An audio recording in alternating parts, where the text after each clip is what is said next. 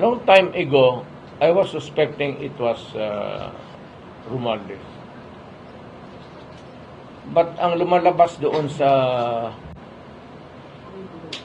Malacanang na gusto mo rin talaga, pati si Lisa,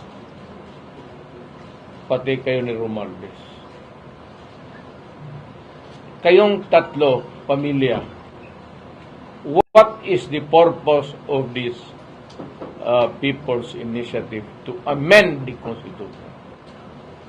Alam mo, ang totoo lang, gusto lang rin ninyo mapahaba yung panahon ninyo sa Malacanang. Eto, dito muna tayo. Alam nyo, noong una, ang pinupuntirela ni Pangulong Duterte yung asawa at saka si Romualdez. But this time, binulgar niya na yung talagang Kasi ganito yan.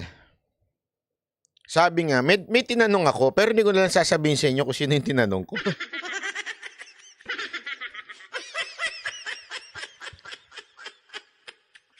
Puting ahas. Ay, bigyan ganun. Naging puting ahas. Hayop yan. Sabi ko, puting ahas. Di ba, ikaw, nakikita mo yun. Sa tingin mo ba,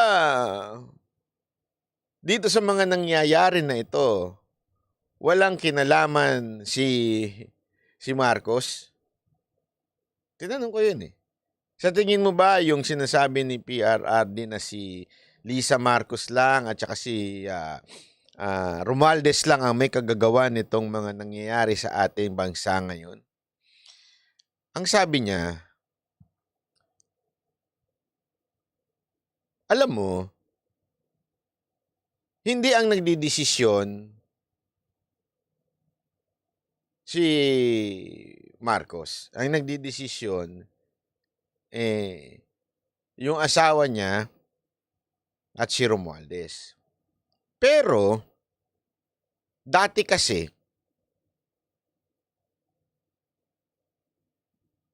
ba't ko nasabing dati?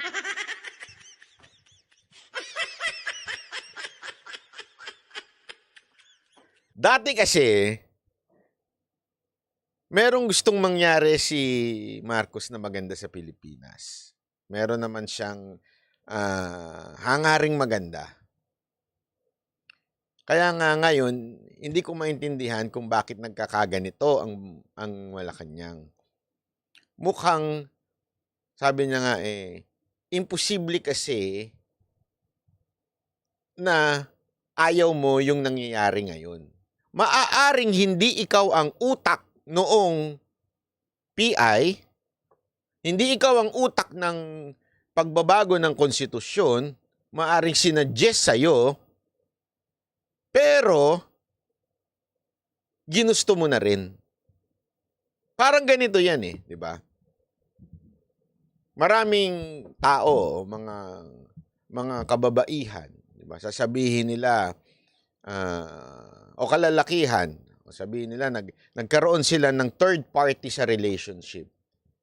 Una, hihirit pa yan na parang, hindi naman kasi, inakit lang naman ako. Di ba yung mga ganyan?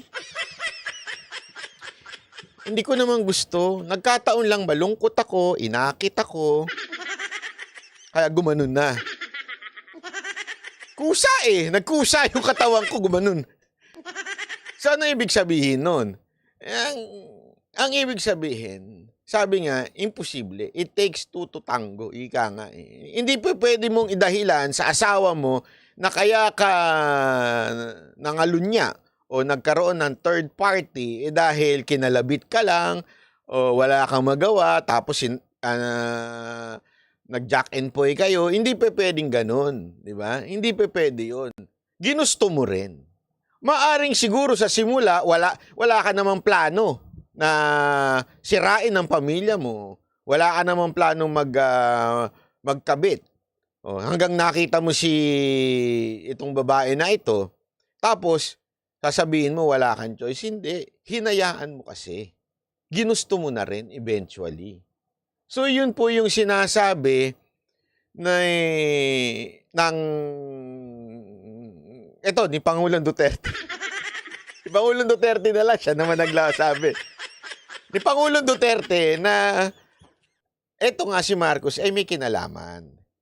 Ibig sabihin, ginusto niya na rin ang baguhin ng konstitusyon para sila ay tumagal sa kapangyarihan.